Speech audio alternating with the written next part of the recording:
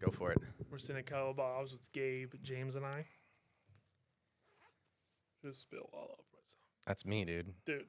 And I'm like, oh, I got podcast, I'm on video here in a second. Oh shit, where do I have a vest? Do I have anything? I got extra shirts. Yeah, I figured. I do. I was like, oh, what do I do? And then somehow found this just in the car. Because I'm a fucking pig, man. Yeah. And I do the exact same thing. And I keep extra shirts around and everything. And if I eat at home, like today I stopped at the house because we had some leftovers. And I'm like, hey, times are tough. I'm going to eat some leftovers. Join the club. Yeah, I head home and I literally just take my shirt off and eat in my undershirt because I know strong possibility I'm going to fuck something up. So Matt Kemp's Lone Wolf Realty back on doing all the right things, creating content.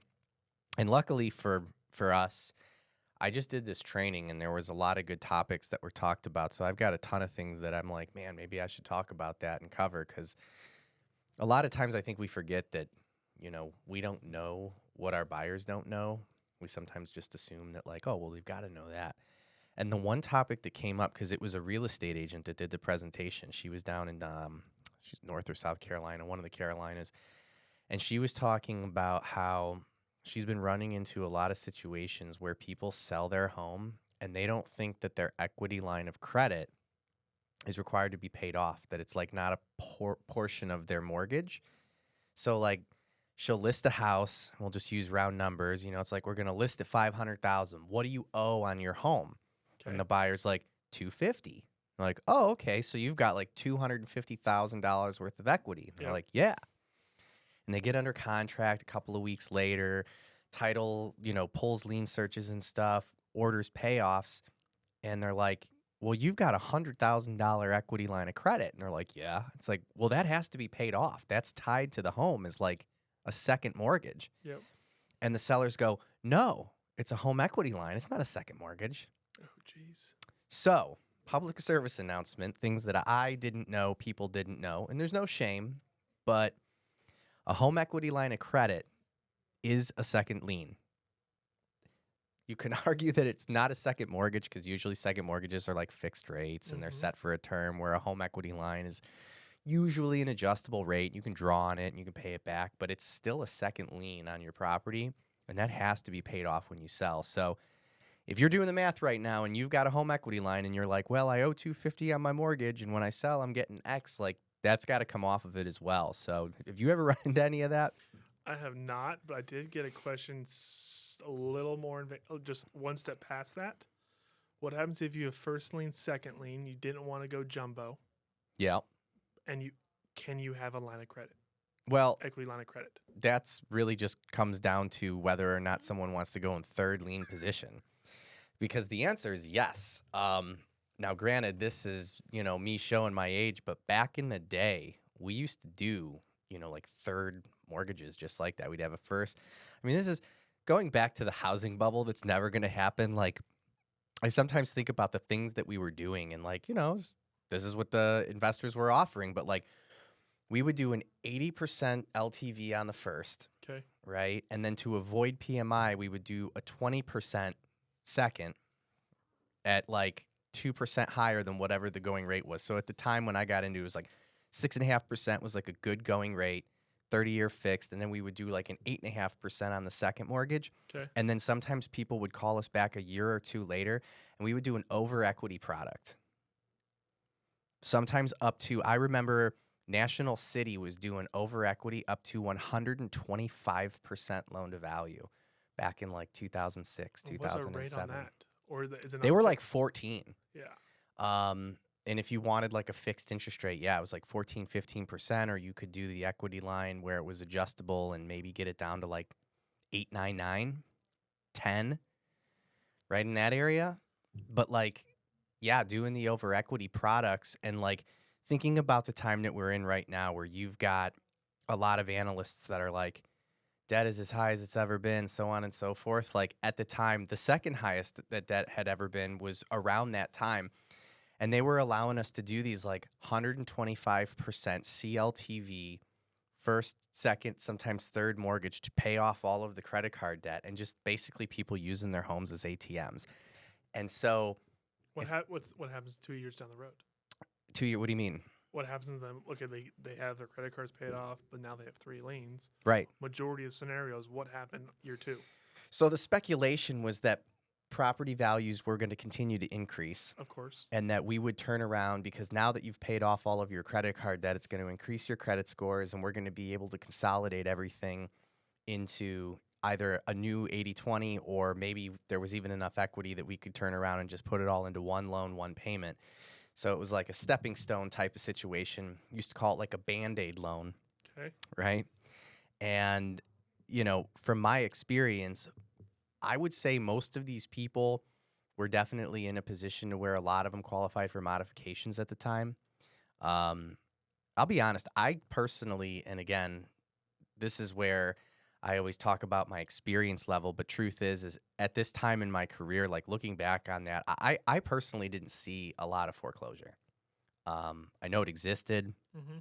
but the majority of what I saw was either people that were doing modifications where their current servicer was just modifying their loan. I saw a lot of people that were basically just toughing it out. And the reality was that we really saw property values after 2008 really start to rebound in like 12, 13, 14. And from there, people were selling and getting out from underneath it. But I do remember talking to a lot of people in like 08, 09, all the way up until about 2010, where they were pretty freaked out. And this is when refinancing was really big because we were doing, these HARP loans. Okay. Which stood for explain that. Yeah, which stood for Home Affordable Refinance Program, where, you basically could refinance and didn't have to have an appraisal. Okay. Obama came out with the whole HARP program, and so we were doing tons of refinances where if there was a net tangible benefit in your refinance, we would lower your payment. Didn't matter if you were underwater, anything along those lines. So there was definitely a lot of relief in that. And we saw a lot of that, but it was interesting because at the time you heard all of these sob stories about people that were over equity and their house wasn't worth what it was worth before. And of course, we're trying to refinance or modify and get them relief. And then flash forward to, it's always kind of interesting looking back. It's like flash forward to like 13, 14, 15, and watching people like literally brag about how smart it was that they bought a house in like 2006 and like totally not even mentioning like their sob story of how they were underwater. Like nobody talks about that. And that's one thing I do always think about because I definitely watched a lot of my past clients that sold and they were like, yeah, we're going to take the money that we made from purchasing this home and like, we did the work and made the investment and everything. And in the back of my mind, I was like, you were calling me 3 years ago telling me how fucked you are, right? And how like it's an atrocity that like you purchased this property, but then 4 or 5 years later, now you're like, balling. I'm so smart for buying that home. Like we somehow seem to forget, that there was trouble in paradise, but everything's cool now. So yeah, interesting times. It sounds almost like the scenario where I was like, oh, I hit a 5-team parlay. Oh, but I did. Let's not talk about the massive one I lost 2 weeks ago. Right. Yeah. Right. Well, and so, we talk about this all the time on this podcast. I mean, at the end of the day, homes are like a stock, right? It doesn't necessarily matter what your stock is worth if you're not planning on selling.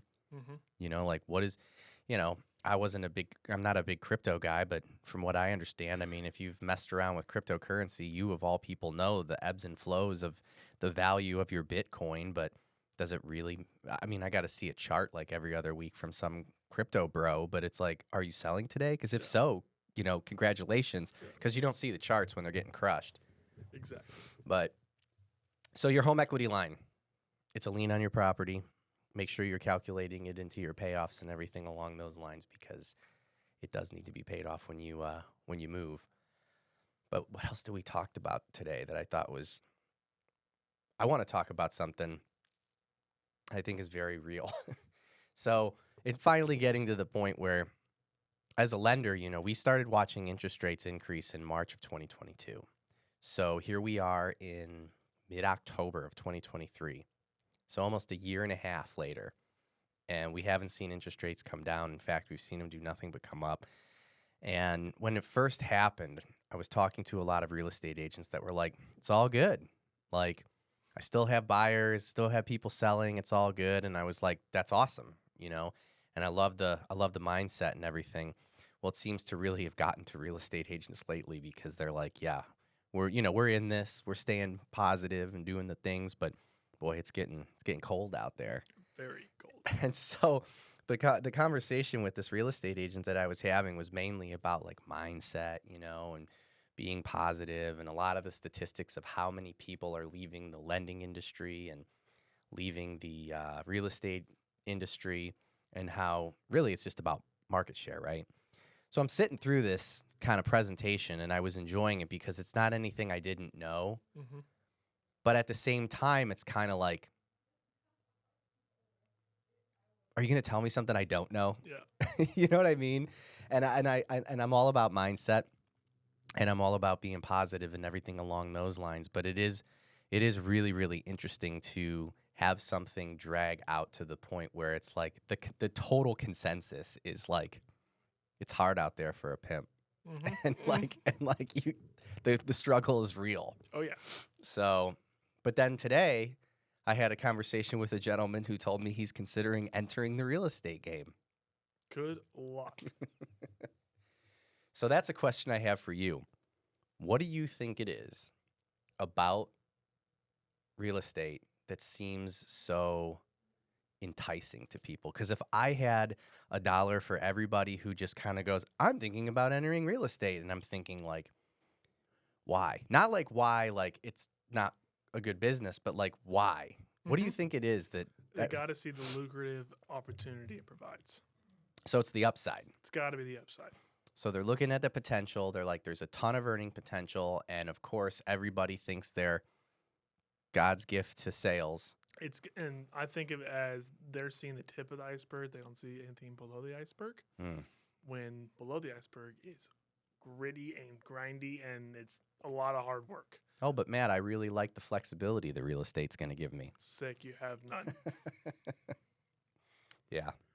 If Yeah. you want to be successful in this industry, it's putting in way more than 40 hours a week. Yeah, no, I would agree with that. And I watched another podcast where they were having this exact same conversation, and then somebody was in the comments like, they're just saying that because they don't want you to get in. Like we're just hoarding all the gold coins. Exactly. It's not, there's like thousands and thousands of agents in Austin. And guess what? It's still really, really hard because there is so many different agents. But fun fact, 80% of the agents in the marketplace don't even control, 20% of the agents control 80% of the marketplace. Mm-hmm. Top I believe 20%. that.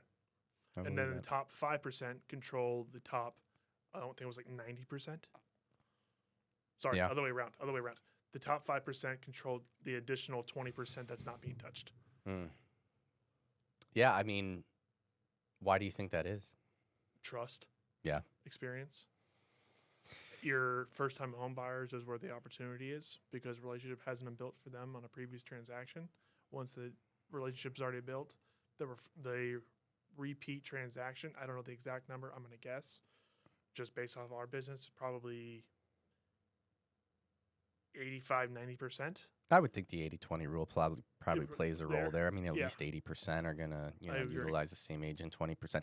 I do know, though, that there's some statistic out there that it's like only 50, but, if you're doing what you're supposed to be doing, I would think an 80% retention is good to go. I think that lower number is probably because you have a lot of agents that exit the business every year. And follow-up is trash. Yeah. Yeah, and that is also what we talked about was, staying top of mind, having conversations with your buyers and everything. And what's really, really interesting is when I talk to salespeople in the lending space, in the insurance space, pretty much any space, follow up for them is all of this like kind of mind fuck where they feel like, well, I don't want to bother. Mm-hmm. I don't want to bother, this person. And then my whole thing is like, well, if you're bothering them, if they're legitimately like bothered by you, I feel like either you're not coming with any sort of value or you don't have this client locked in. Correct. Right. So like it's what do you have to really lose at that point? I mean, if the person is bothered by you, then like they're not going to utilize you. And getting tough skin in this industry is a must. Yeah.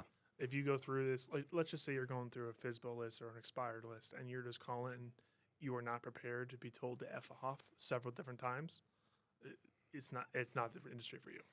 Well, and what we talked about a second ago is that I think a lot of people, I don't know the statistics, so I'm going to totally butcher this, but like when people get asked, like, do you think you're smarter than 50% of the population?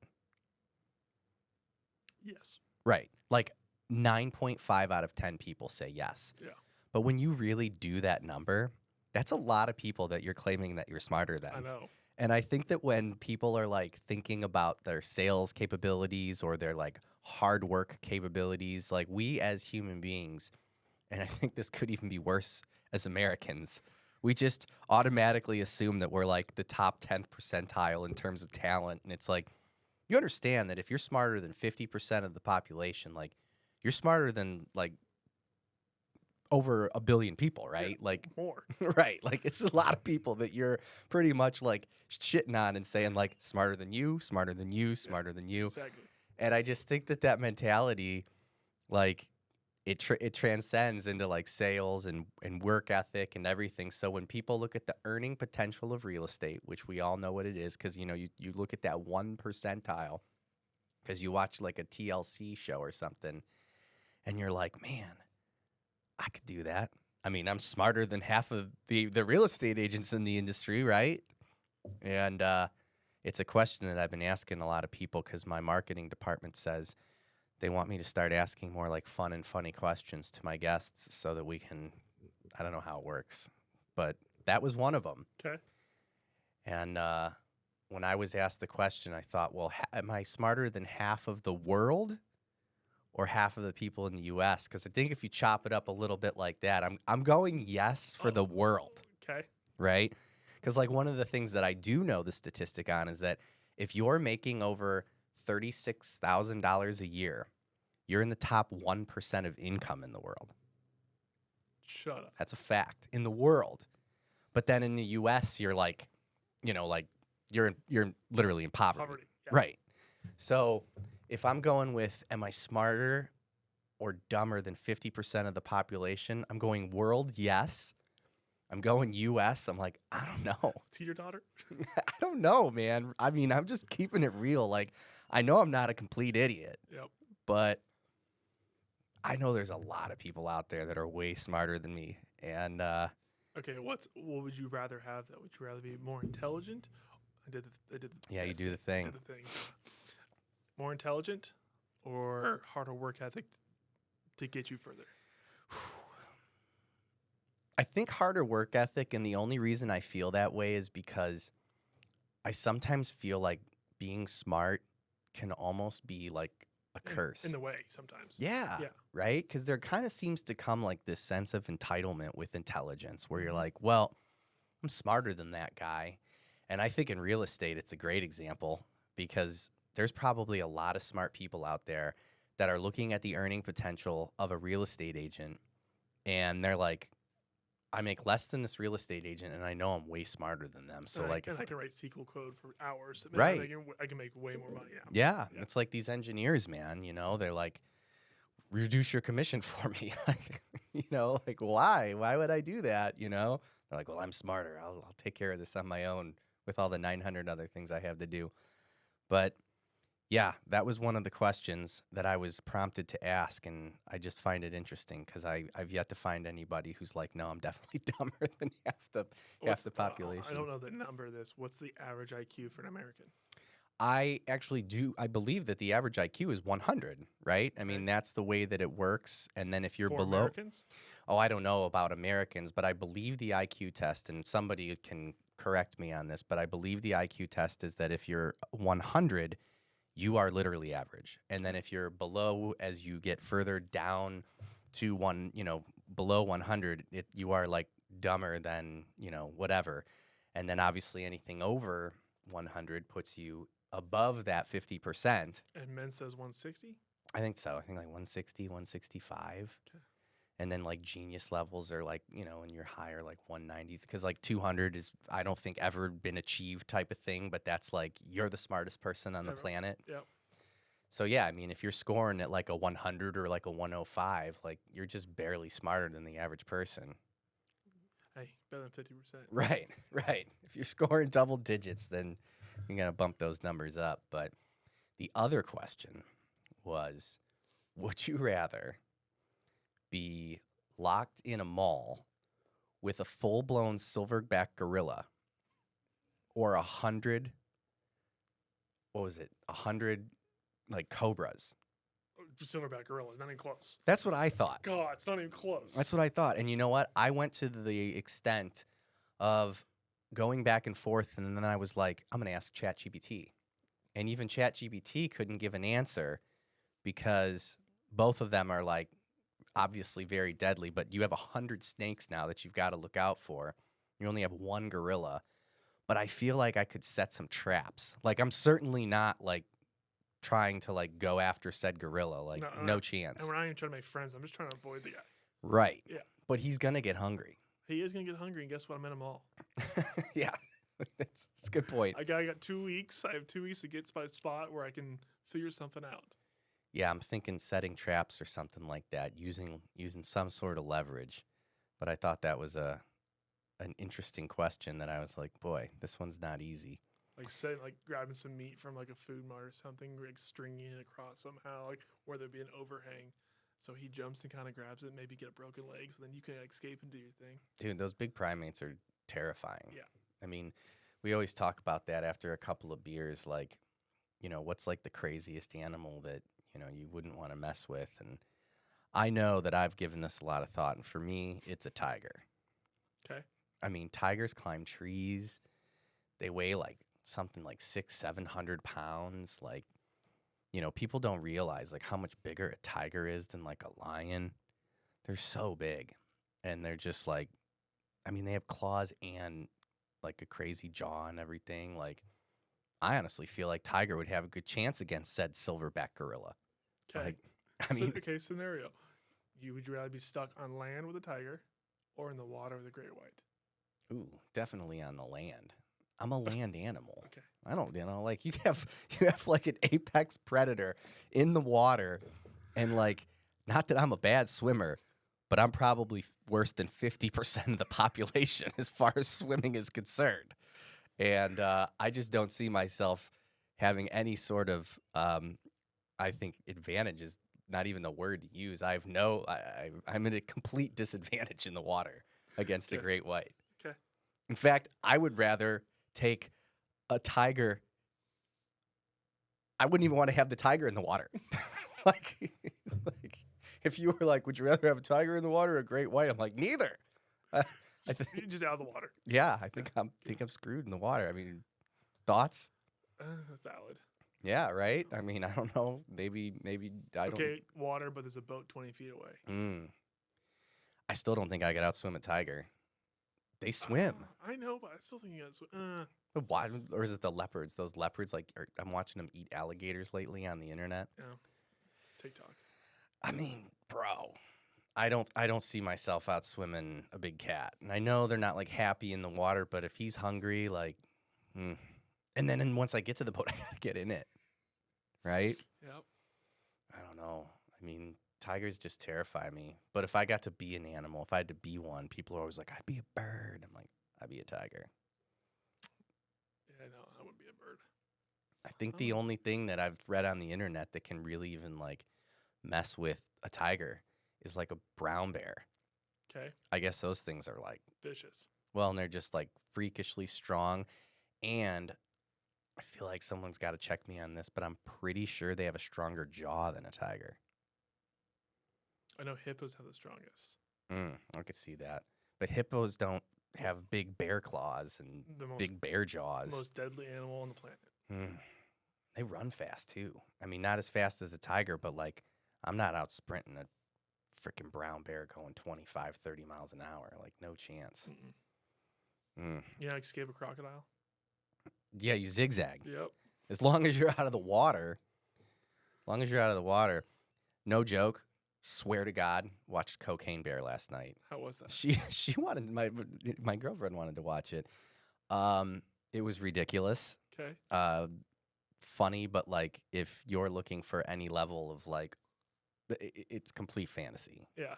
But yeah, a lot of scenes of bears chasing people with cocaine and trying to steal their cocaine, so that the bear's basically addicted to coke. But the whole time I was thinking about what we're talking about right now, and I'm like, there's not much you're gonna do with the bear, especially if it's all coked out coming after you. You're leaving the bag on the ground, you're out. Well, their whole reason they made the movie is, it's based on a true story. So I actually looked up how much of it is true. And apparently the only part that's true is there was a plane that was delivering cocaine, and the plane started going down, and the drug smugglers started throwing cocaine out over in the area, and there were some black bears that found the coke and did the coke, but it killed the bears. Okay. So they did toxicology reports, and these bears had ingested a lot, 4 or 5 grams, of coke, which apparently that'll kill a bear. Fentanyl, no fentanyl. No, this was in the 80s. Okay. And yeah, one of the stories was that they were calling the bears, the one that had died, Pablo Escobar. Should be laughing, but Pablo Escobar. I thought that was funny. So yeah, Cocaine Bear, go and check it out. I wouldn't just don't expect much, but it was good. It was good. But yeah, back to real estate, man. Mm-hmm. What else are you seeing? What else do the people need to know? Oh, what do you need to know right now? You can win a lot of offers right now, being extremely aggressive on terms with your as a buyer. So, I'll give you an example. Property listed at 500,000. Mm-hmm. You can be asking for $10,000 to $15,000 in seller concessions with an offer that's still not at list price, Mm-hmm. and it's opportune time to buy on the sales price side. I know rates aren't where everyone wants them to be. We can get them there. Exactly, with seller concessions, and this is as low as I expect values to be for a very long time. And I would agree with that. And when rates go back up, you're going to see an increased demand again. When rates go down. Sorry, down. I mean to say Mhm. up. Up in a good way, not Right. Yeah. But there's a lot of opportunity right now. Yeah. Well, and, kind of echoing the conversation that we had today with another real estate agent. And this is something that I feel like we as lenders know, but we just, I don't know, it falls on deaf ears. And then real estate agents have been saying it a lot lately, but people just don't seem to get it. I think for your average consumer, they really look at what they're paying for a house in terms of purchase price. Mm-hmm. And, we've said things like, what is it? Marry the house, date the rate, those types of things. When in reality, what we need to be saying is focus on the payment, Mm-hmm. right? Let's not focus on what the interest rate is. Let's not focus on what you're paying for the property. Here's the house. Do you like it? And would you pay X amount of dollars to live here? Because if the answer is per month, right? Excuse me. Would you pay X amount of dollars per month to live here? And if the answer is yes, then I don't. There's no reason not to pull the trigger. We've shown every damn chart imaginable that there's no way to time the market. Mm-hmm. So, God, it's so funny talking about the whole are you smarter than? Because I feel like all of my borrowers are 100% smarter than 90% of the population because they've got it all figured out. But I'm here to tell you, you're wrong. You don't, and you're never going to time the market. And so, yeah, if the payment is affordable to you and you like the place, go for it. And one of two things will happen: rates will either go up or they will go down. And would you agree that, let's say it's a $500,000 purchase price, with the appraised values we already have as past sales? Let's say you're paying $515,000, $520,000 on that, but you're asking for $20,000 in seller concessions. That makes sense in this market, correct? Oh, for sure. I mean, not only does it make sense, it's doable. Yeah. And so I'll be the first to say this. I have talked to a lot of agents, and, this is kind of I'm calling you out type of situation where I've talked to a lot of agents that are newer in the marketplace, and for whatever reason, they seem to have a really difficult time asking for seller concessions. In their minds, it's like this is still a seller's market, which statistically it is, There we go. right? And but you know, there's still leverage on the buy side, and I've contacted a few agents and said, look, like the only way we can make this deal work is I have to get this interest rate down to X, and it's going to take X amount of dollars to do that. And they're like, oh man, I don't know. I don't know. And it's like, write it, write it up. And if you're worried that they're not going to net a certain amount of money, then juice the sales price to accommodate for the extra amount of money that we need, because this is the only way this deal is getting done. Yep. And to your point, I'm seeing a lot of these deals go through, and we're able to buy these interest rates down to pre-2003 levels. And the buyers are happy, and the listing agents are happy, and the sellers are happy that they sold, and everybody kind of looks at it like, okay, this made sense, opposed to just kind of sitting around and waiting like, well, if I can't get my payment to this, I can't make it happen. And we have a solution for it. We just got to get creative. It's not even creative. It's like we just have to have the conversation. Again, newer agents are just mind blown at even the concept of asking for a seller concession because they never had to do it. And to clarify what dictates a seller market versus a buyer market is inventory, in case anyone was wondering. Right. Yeah. And we do have a tremendous lack of inventory still. And I heard a statistic today that said that it's going to take about 8 to 10 years for inventory to really get to where we need it to be. So Trex says that we need to be at, and NAR says we need to be at 6 months of inventory to be a healthy market. Last I checked, we were about 2.5. Yeah, and so, if we're looking at inventory not getting to where it needs to be for at least a decade, and then things kind of level off, if you're trying to time the market, you should purchase debatably 12 years from now. So, yeah, 12 years from now. Keep renting, have your first kid. Once they're entering middle school, you can go buy. Right. Well, and that's something that we've also kind of talked about that I feel like we get away from sometimes in real estate when we're trying to convince people to buy or sell. It's like we show them these charts and we show all of these other statistics, but what we forget to mention is like a house is where you raise your kids. A house is where you have your memories and all of that kind of stuff. And, I did like a little funny rant like 4 months ago where I said, forget about all the statistics that we've talked about. Buy a house for your kids and for your pets. Like, forget it. Forget anything I've ever said, And I heard the statistic today that children that grow up in owned homes typically have just like better education. They feel more security and all of that kind of stuff. So there's the guilt trip for the day. Buy a home if you're a parent because it's better for your kids. Don't want to be a bad parent. Way to touch on that one. Guilt. There it is. This is Matt Kirschling with Gold Star. Yeah. Pitch yourself. Say, hey, listen, emotion is a powerful thing and guilt is one of them. It is. So if you feel guilty about, not owning a home for your children, you should. Let's figure it out though, right? Like everyone's like, I can't purchase. It's like, let's get together the blueprint because we're seeing a lot more of that lately. We have more time now, and I've been doing a lot more like coaching, if you will, talking about what needs to be paid off, improving credit scores. Just had a deal last week where we came in with scores at like in the 620s and ended up being able to increase those scores up to 700. Took about 30 days, but that made legitimately a point difference, not in the rate, but in the costs. And this person was buying a $400,000 home. We just saved them $4,000 that they can either apply towards buying the rate down or apply towards the closing costs. In this case, he was more concerned about the closing costs. So, $4,000 in his pocket by just, kind of looking at it, putting together a blueprint on what needed to be paid off. So, think about that. There's your other PSA. There you go. Right?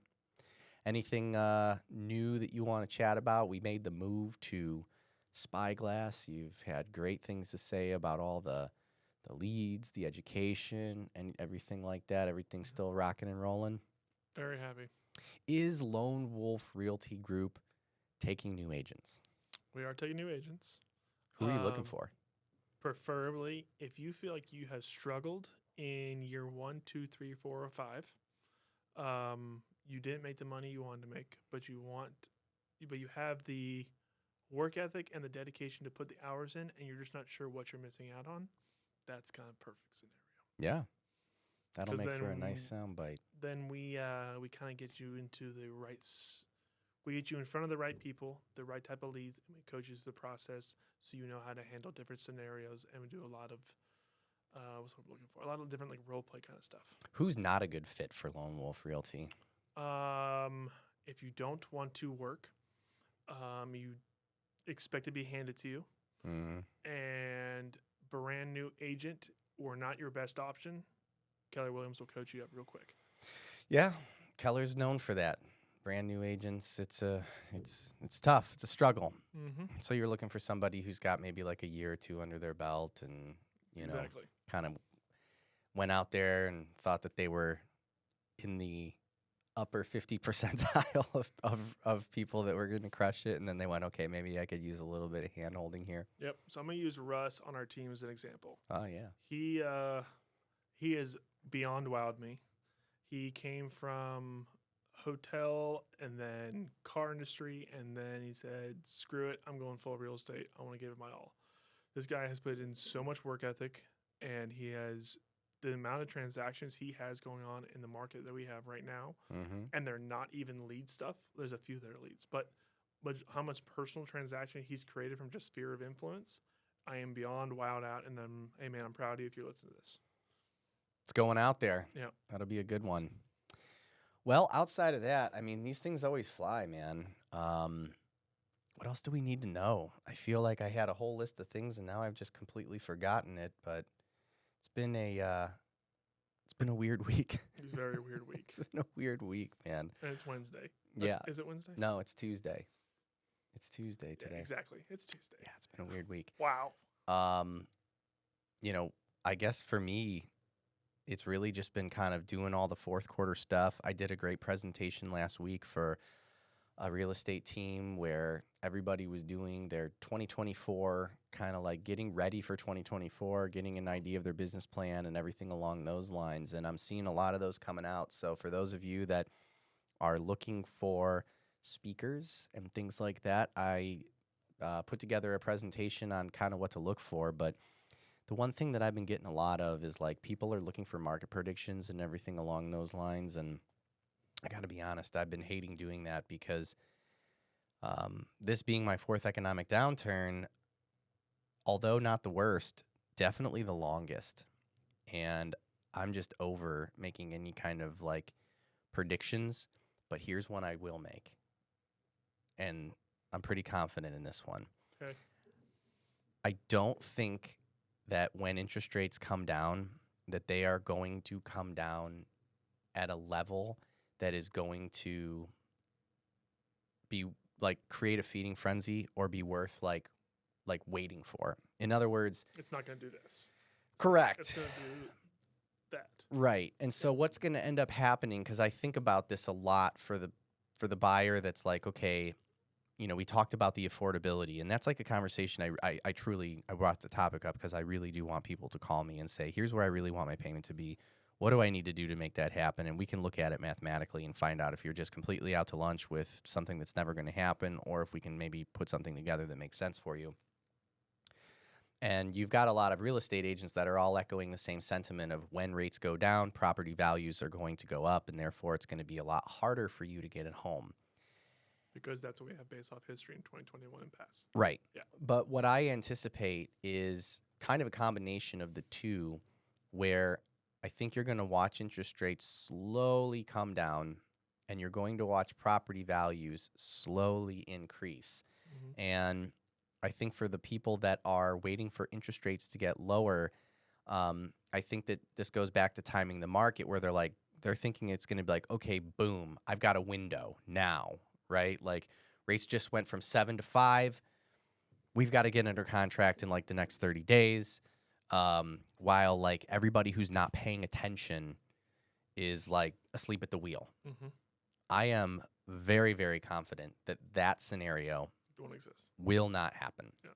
And so you will start to see interest rates come down. We as lenders will say, we're watching rates come down. And then real estate agents will say, we're watching rates come down. And your average consumer will go, oh, they're not coming down to, like a huge drop. And the longer you wait, the more expensive it will be. But I also want to take out the whole, fear part where it's like, no, I don't think that, when rates go down, you're going to like wait a month and all of a sudden it's like, well, missed the boat. Like, I'm going to wait for, I don't know what you're going to wait for. But I really do feel like it's going to be a slow opening of the floodgates, that it's not going to be just some crazy, market turn. And I want to get that out to the public for obvious reasons, and I want to also get it out to the real estate community, because I think there's some real estate agents out there that are currently like, I'm going to wait for the market to turn. And the same thing goes for you as a real estate agent. If that is like, if you're looking at it like, well, we're in the middle of October, we're in Q4, I'm going to wait till 2024, like, things just aren't going to change that fast. And it's not like tomorrow you're going to wake up and all of a sudden rates are in the fives and, all of your buyers now are ready to buy and people want to sell because property values are shooting through the roof. Like, I know we saw that in COVID, but that's very unusual. Mm-hmm. So there's my prediction. Okay, you predict that people are going to line outside of homes again? No, I don't think so. I think we've kind of gone back to like a little bit more of a normal market. And yeah, man, I really, again, being in this business as long as I have been, 2020 and 2021, those were crazy years, man. And the truth is like, I did great in those years, and it was fun making all that money or whatever you want to say. But like, I don't miss that market in terms of like my job. Mm-hmm. It's like a prime example of how like just making a bunch of money won't necessarily like make you happy. I personally need that balance of like my clients being happy. I have time to do education with my buyers. Like, things were just moving at such a fast pace, and it just really felt like everyone in the transaction was at least this much pissed off. Like, and so like nobody was having a good time. And that is one thing I will say about this market. I do feel like there's a lot less, like, I don't know, what's the word to use? Just tension. Mm-hmm. There's a lot less tension in this market. Yes, I would like to have more sales, but I don't know if I want to go back to like, just the blur. I mean, I go and do like biannual reviews for my clients, and there are some of them that I'm just like, it's like a year and a half ago, and I'm like looking at their driver's license because their name isn't ringing a bell. Mm-hmm. I'm like, okay, yeah, I do remember seeing him or her at closing, and like, it's just. I can tell you, like, there were some Saturdays and Sundays when I was showing property because people were off work on weekends. Yeah. I remember I was going through calendars back, like, to see what my appointment rate was back in 2020 and 2021 to see what it was compared to now. There was like 4 or 5 weekends in a row where I showed 17 houses on a weekend. I haven't done that in 2 years. Right. Yeah. Right. And I'm not sure if I really want to do that again. Well, I mean, and to your point, when it gets busier, and it will, do I see it going back to that? No, I do not. But then at the same time, I think about people's appetite, right, for like work, where I know, you and I have worked together for years. Like, there were definitely people that weren't showing 17 homes even when it was doable, Mm-hmm. because they were focused on their work-life balance. And so even if it does get busy, maybe we will get back to, showing like 2/3 of that. And Just for the record, 'cause- just for the public, I will show 17 houses. Right. It just, when it was that speed, it was almost impossible because at 17 houses, I was probably working with 5 different clients. 3 of them were probably submitting offers, and I'm showing from 8 a.m. to about 9 p.m. And then I'm working from 9 to about midnight, writing those offers and communicating with 3 different clients. and there might be spouse involved, and they text me in the middle of that, and I don't know whose number this is because I don't talk to them, and then I'm like trying to put bits and pieces. I want to make sure the communication's correct. And then I'm just it's a lot. It was great. The money was great. Yeah. But the relationships aren't as solid as what they would be in a normalizing market. Agreed.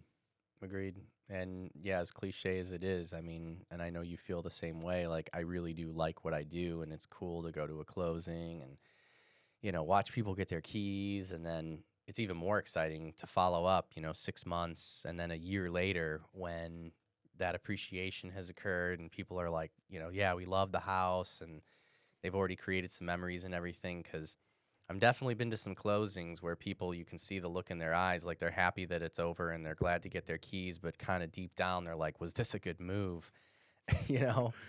And or I had to get my Xbox. Right. Right. Exactly. I'll tell a story in a second. Yeah. So it is nice to follow up and see that happiness 6 months to a year later. So, a story on the Xbox was... This is a good one. I don't remember if it was a referral or if it was a internet lead. I'm going to say it was probably internet lead because I want to get this referral wise. Okay, internet lead comes through. Show the guy made 3 or 4 houses. Explain the entire process for him. Walk him through step by step. We write offers. All is dandy. Younger couple. And we get to closing, and I get a text message from the buyer, who I was representing the buyer at the time. Mm-hmm. WTF, where's my Xbox? Or it was PlayStation, I don't even remember what it was. I'm like, what the hell are you talking about, dude? And he goes, well, my brother got my brother or my cousin, whoever it was, got a PlayStation or Xbox at closing, and that was the expectation that you were going to buy us a closing gift like that. I was like, that was never the expectation, but okay. And then, so now he DNC'd or basically blocked my number, tried to message this man from my follow boss number. Mm-hmm. Texted follow boss, fuck off. Oh, jeez. I was like, oh, okay. That was, you bought a house to get a PlayStation. Yeah. Yeah. That's one nice gift, though. It's like, I don't know many agents that are giving away PlayStations or Xboxes, but hey, I guess I have seen Traegers. Mm-hmm. I've seen people give away, give Traeger grills and stuff like that, and I'm sure somebody's going to comment on this portion of the video in terms of like RESPA violations or something completely along those lines. But yeah, I personally try to stay in compliance, and but those are nice gifts, man. But I don't think buying a house for a closing gift is I don't think that's best practices.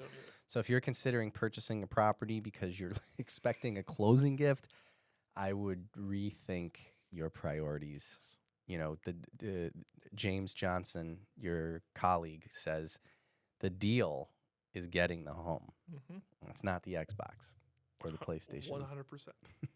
Any other crazy stories like that? Because those seem to be doing pretty well, the stories. How much time we got? Oh, we got tons of time. Oh, I'm trying to see if I actually want to go into the story I was thinking of. Let's do that one another time. Crazy story. Let's think of craziest story. You got one in top of mind? I have so many crazy stories. So I think for me, though, like the craziest stories, and this is a good one, is like, I feel like it goes without saying, but we started this segment with mentioning things that we feel like are, duh moments. Mm-hmm. So I run into crazy stories on a semi-regular basis about people who purchase things before closing. Okay. And it's usually people that are really well off that it creates an issue. This is kind of just a stereotype, but it does kind of hold true. So the buyer who's like a first-time home buyer and, is nervous about purchasing a home, they typically don't do this. It's usually the person that on my initial phone conversation, they make it very clear that they could buy the home in cash, Mm-hmm. but they're going to use financing so that, because they're so financially savvy, they're going to keep the money in the market. But they just want me to know how wealthy they are. And so what ends up happening is we do all of the things that we need to do. And here's the part that you need to know as a potential buyer. 2 things, actually. So typically 1 to 2 days before closing, we are going to re-verify on your credit that you haven't taken out any debt. And we're also going to check with your employer to make sure that you haven't quit your job. And we might even do it after closing too. So just keep that in mind, right? So I run into situations a lot where the well-to-do buyer, like the day or two before closing, we find out that they've opened up some new accounts, usually at places like Our House Furniture, Crate and Barrel, where it's not like, it's not like a small purchase that was made. And so now here we are a day before closing, and it's like we need to gather together all of the information regarding this account, and the level of just frustration that this buyer feels now, because in their minds they're like, what was I supposed to do? Be homeless? And when anybody who tells me that they can buy a house in cash on my initial contact with them, and somehow towards the end of the transaction tells me that they're going to be homeless, like all in the same like couple of weeks, there's just something about that that's very comical, right? And so yeah, I tell people, if you are going to purchase things because it is a must-have, just be mindful of the fact that I'm going to need all of the paperwork and all of that documentation, and the sooner you can get it to me, the better. But I've definitely gotten, some frustrated people because here we are a day or two before closing and we're scrambling to show proof of the Our House Furniture account where you bought $10,000 worth of patio furniture, and I need to see the terms and conditions and, the monthly payment. And surprisingly, that even when we tell people, it happens all the time. And then when I kind of mention, like, listen, we kind of, told you about this, the response is always like, well, what were we supposed to do? Like, what do you mean? Like, not buy the furniture?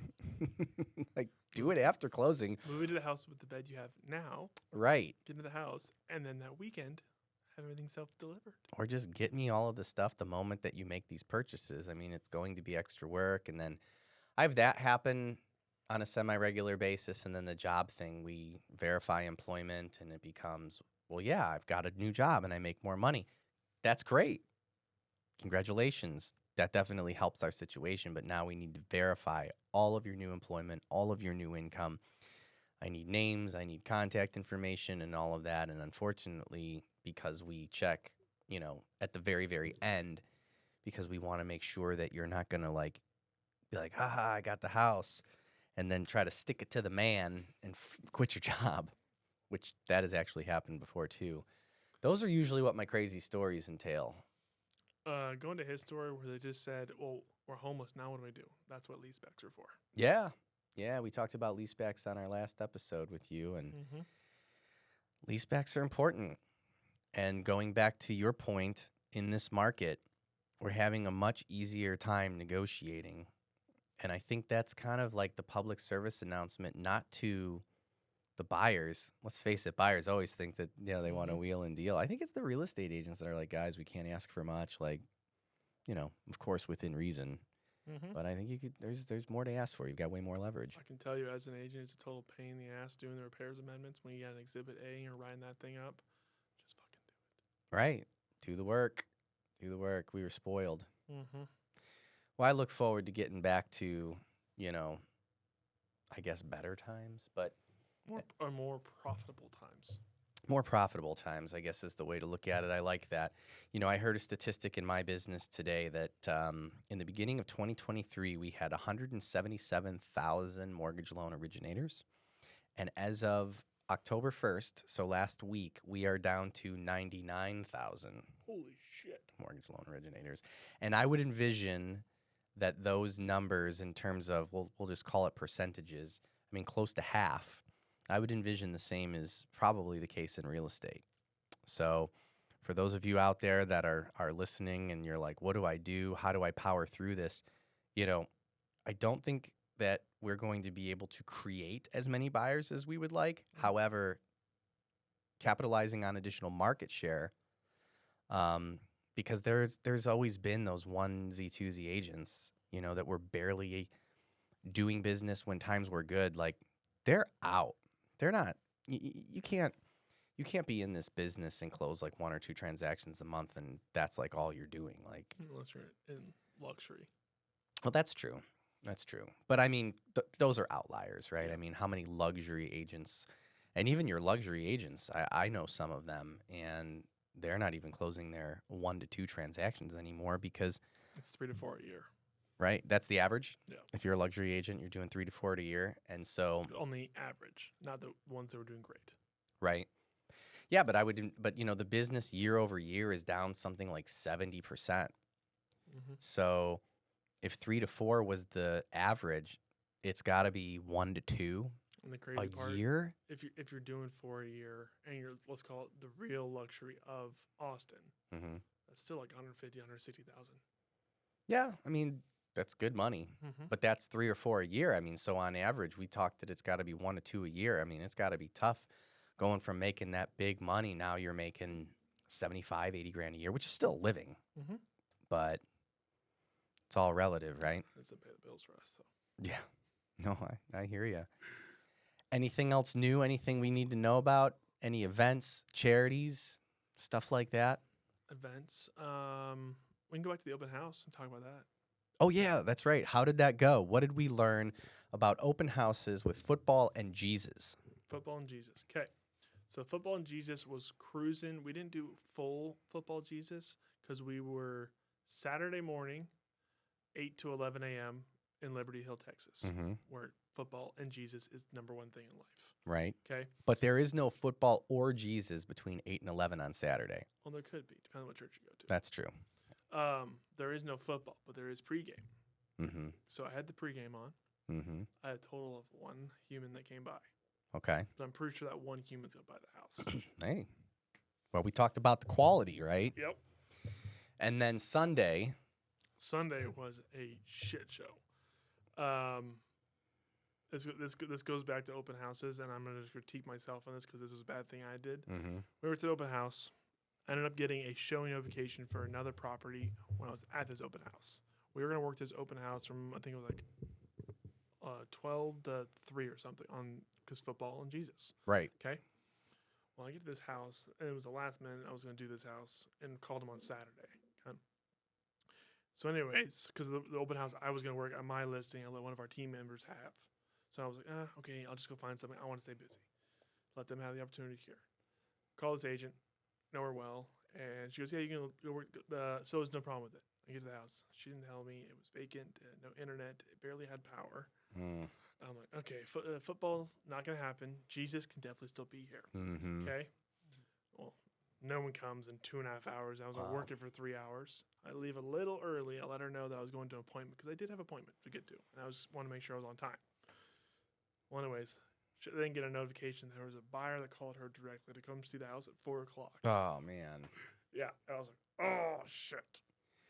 Well, I talked to a few agents on this topic because I thought it was very interesting. And the ones that were doing the Sunday showings were getting way less people than Saturday. So I think we might have cracked a little bit of a football and Jesus code where Saturday mornings is the play. Okay.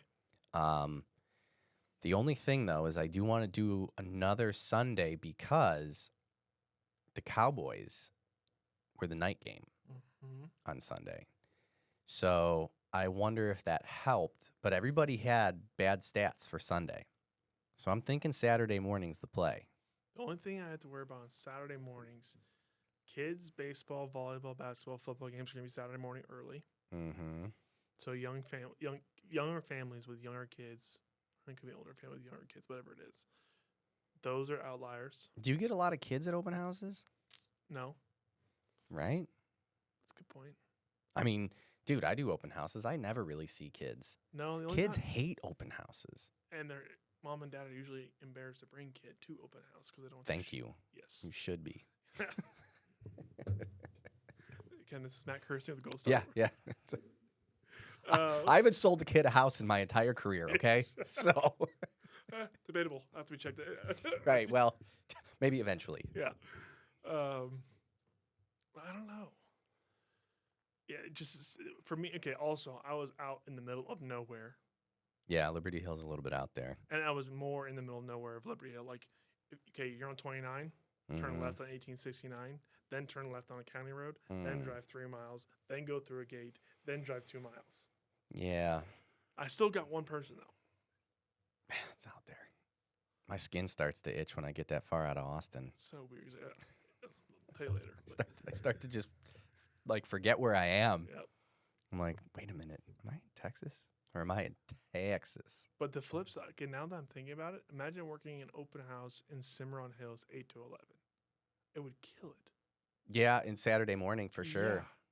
Yeah. Everyone who's just walking the dog decides, hey, can the dog come in? Yeah, okay.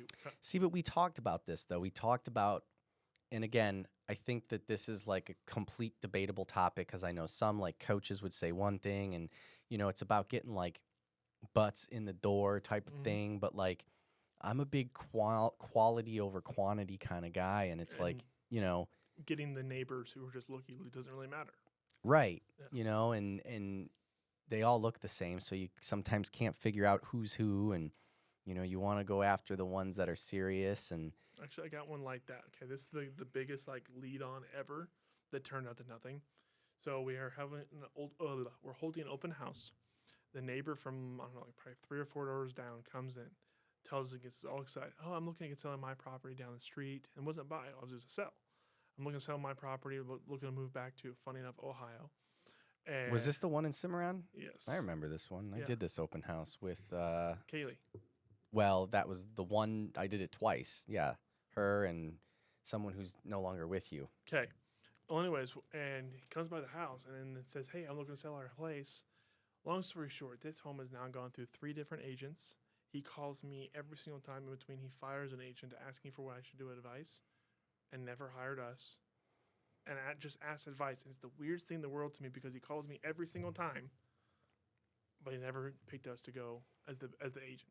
I have a client like that right now with one of your reps. And it's funny that you bring that up because I was thinking about it the other day and I don't know what it is. Like, because obviously I want to be professional. Yeah. And I don't want to just come out and just flat out say what I'm thinking. Yep. But at the same time, it's like, how are people so oblivious to the fact that, like, they're contacting you, they're asking, like, 100 questions, like, they are almost alluding to the fact that they're, like, really smart people. Mm-hmm. And so I think about it, and this person is like, well, I'm talking with, like, 900 other people, and he's literally, like, thinking about buying a second home, and he's here, and he's there, and now we're going to build, and we're going to do all of this stuff, and, you know, I probably have, like, 2 hours on the phone with this person, kind of similar to your situation. And I always ask myself, like, are people intentionally ignorant? And they're like, well, you know, he's going to answer the phone. He's going to answer my questions. And they just literally just are just intentionally being ignorant and acting like they don't know. Or I sometimes think, because I have another client that's similar to this, where I sometimes think that they're like, if you're stupid enough, Matt, to put up with all of my shit, like, that's on you. You're the idiot. I'm not the asshole, right? God, I pray to God that's not what people are thinking. I don't know. Yeah. I don't know, because we as salespeople, like, I could never do that. I just couldn't. You know, you know, we get home improvements done and stuff like that, and you know, we'll contact like 1 or 2 contractors, get a few quotes, and then ultimately, like, first of all, I'm not even getting quotes on a job that I'm not going to do. Yeah. Right? Like, you have a general idea of what something is going to cost. And then we make a decision to do it. We get it a couple quotes, and then we pull the trigger. I could never, like, keep a contractor, you know, calling, asking questions. Oh, are material costs up? Or what's it going to look like? Hey, has anything gone down in the cost per shingle? Have you talked to anybody about the possibility of this? Hey, I found out that there's 3D image printing. I don't know, whatever stupid stuff you could ask a contractor if you're thinking about doing like a home project. Like, I could never do that. And even if in the back of my mind I was like, well, if they're stupid enough to answer the phone and keep answering all of my questions, like, I just couldn't do that. And I think that they're either like just staying ignorant, like intentionally, and thinking like, oh, I didn't know that I was taking up all of their time. Like, they're either like completely ignorant to it, or maybe they are convinced that one day they will do something and that their 900,000 questions in like 6 hours will be justified. But we all know, like, especially when you're talking to multiple people. Like if you're just that guy and you're calling me 900 times, but you're just not going to get off the fence, although frustrating, nowhere near as bad as the guy who's doing that and then ends the conversation with a, well, when we decide to make a decision, we will definitely consider you. It's like, wait a minute. So you're doing this to other people? Like, I'm not the only one getting jerked around here? It's almost as good as Zillow home tour requests, and then you find out the guy signed 6 buyer reps. I really think I hate to say it, but, I'm usually a positive person and want to give people the benefit of the doubt. But I really do believe in this case, it's well, this is the profession that you've chosen. And if you're stupid enough to put up with all of this, that's on you. Fuck you. I really do think that, though. I do. Because, I think that goes for, because salespeople, I've never met a well, that's not true. Who's pretty bad at this? And I'm going to catch a lot of shit for this, but I'm just going to fucking say it. Financial advisors. They are the worst. They are the only salespeople I know that scream at the top of their lungs the importance of relationships. They want to be your advisor for life. It's not always about the money. That's gonna kill you. Yeah, right. It's not always about the money. It's like, oh no. Trust me, we're gonna build this relationship. We're gonna work together. And then the moment that they're ready to buy anything, they're like, I need 9 quotes, and whoever, it's all about the money and it's only business. And I'm like, I'm confused, bro. Your business is built on relationships, but when you're on the other end of the table, none of that all goes out the fucking window. And they're the only salespeople I see do that. Yeah, I agree. I've seen it way too many times. It's kind of a shame. But I do have financial advisors out there that I absolutely love. That's a broad stroke statement there. But I got to believe that, because the more I'm, walking myself through it, the people who do that are, hourly employees. They're not business owners. They're not salespeople. It's the guy who is a salaried employee that's, kind of like, well, that's what you want to do. I get it a lot with engineers, for example, where they pretty much want me to come in and train them how to do my job. They want to know everything. I'm always shocked at the amount of stuff that certain people want to know, where if it was a auto repair situation, they would bring their car in and then just sit there and watch me fix their car. It sounds like something that should be on the Progressive commercial. Yeah, with the becoming your parents. Yeah, I love that one where the plumber, he's like, Dad, you hired him to do a job. He's like, well, what do you got going on down there? Dude. Yeah. I don't know if you caught the one they did that recently. Where he goes, they may be sending you a fruit emoji, but it doesn't always mean they're trying to send you fruit. Yeah. I do have clients. I should just ask them, hey, you want to come in and shadow me for a day? We could talk about your loan and we can role play with clients and everything. I have had customers that have asked so many questions that at the end of the call, I literally think well, now that you know everything, how about I hire you? Do you want a job? Exactly. You've pretty much asked me everything you possibly can.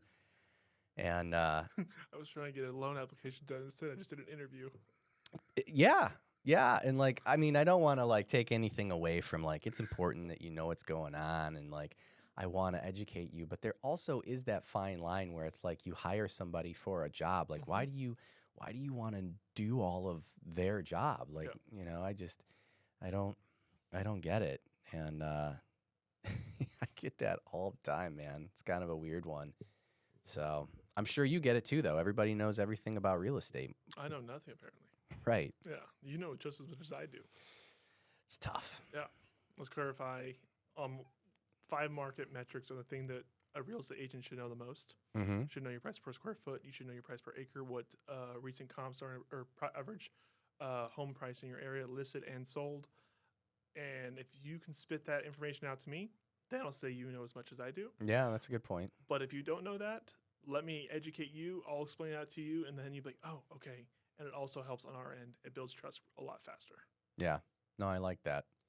Well, and again, I just feel like you hire somebody to do something for you. You want to, we always talk about it's important that people know you, they like you, and then the last part is trust you. Mm-hmm. And I think the big thing for us, they're hiring us, but they're not paying us directly. It's indirectly. Right. They're still paying for it because Of course. They're buying. Right. You're buying. It's But financed. it's and you're technically just going doing. buyer to seller, seller here. Well, buyer to title. Buyer to title, title, seller technically, and then back. And so what you feel like maybe they just kind of don't care as much because they're like, Hey, thanks for your help, but I didn't actually pay for your services feel wise. interesting. Like if you're buyer's agent. Right. And you're on the buying side every time. Right. But on the selling side of things, it's different because, hey, we feel you've actually hired you because the proceeds out of our house are going to be, we own this house. Our proceeds are coming out of this house are going to be compensating you. And when it's buyer, it's going to be, hey, there's like 2,800 homes I can go look at right now. Yeah. It's on the seller to pay you. I just need you to walk me through it.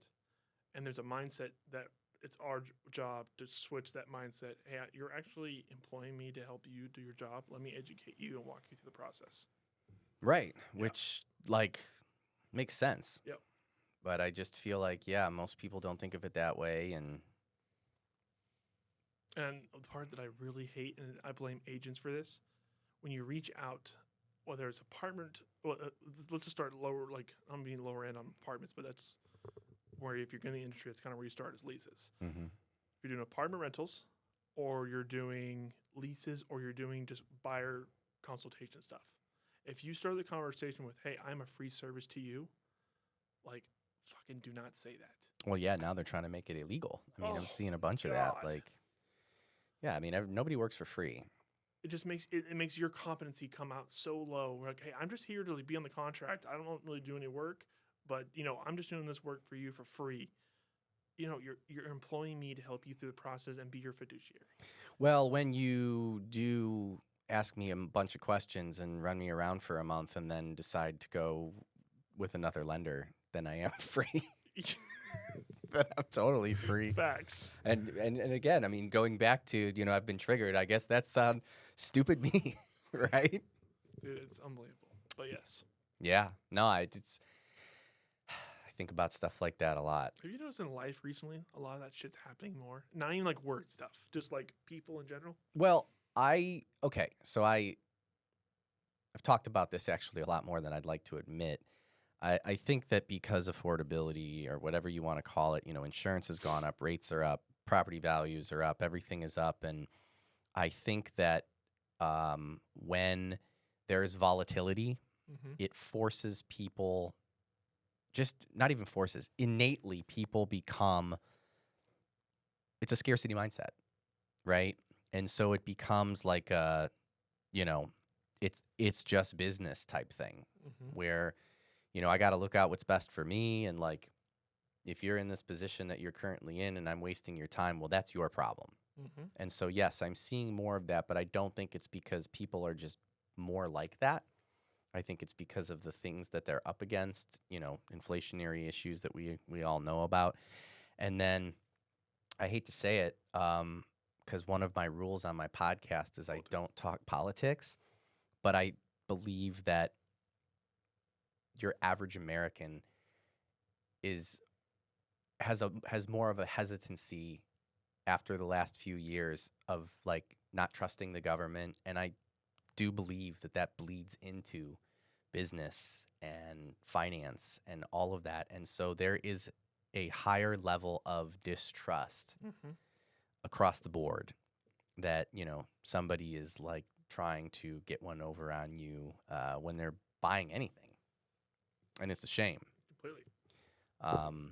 So yeah, I have noticed an increase in it, but I think I like to think that it's more of the latter, where I think it's more just people are trying to figure out ways to save any way they possibly can because they just feel like they're spending so much darn money in other places. But I would encourage anybody that, is doing something like that, I find, and this is across the board almost. I mean, here, going back to my home improvement analogy, I mean, the spreads on most things are not dramatic, right? The market kind of dictates what, and I really am a big believer in, because I've been on both ends of it, that you get what you pay for.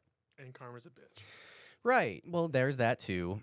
And so, I typically tell people, like, you're not looking for like a specific realtor or lender, you're looking for somebody that, you feel like has their best interest. Obviously, you want them to have a little bit of experience, because that's one thing that I also try to stay away from time to time. I've been doing this forever, but I know a ton of good agents that have been in this business. I mean, Russ is one of them who's been in this business for like under 2 years, and I would refer to anyone. Anyone would be lucky to have him as a real estate agent. So you can't be completely inexperienced, but like you don't have to have 20 years experience to be a good real estate agent. So, And if you do have a scenario where you're watching this and you're worried about hiring an agent who doesn't have a ton of experience, as long as you know that they have a backup of with a lot of experience and they can lean on if they have a question, and they'll work their ass off to make sure your questions are answered in a timely manner.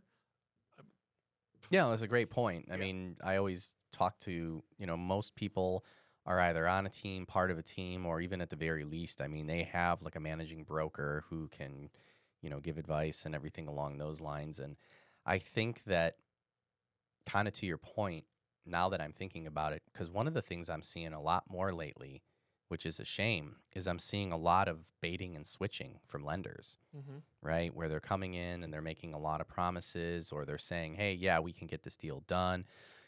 We'll do it with a lower down payment. And then I'm unfortunately getting phone calls a week or two later from that same client that was like, well, you were right. In fact, here's a story. This just happened. I got a phone call from a client on like a Friday night late. And he called me up and he said, hey, Matt, it's, I don't want to say his name, but he was like, I just wanted to thank you because we're not going to use anyone else ever again when we buy a home, because I helped them do the purchase on their property about 2.5 years ago. And then they reached out to me when they were selling their home and wanted to purchase a new one.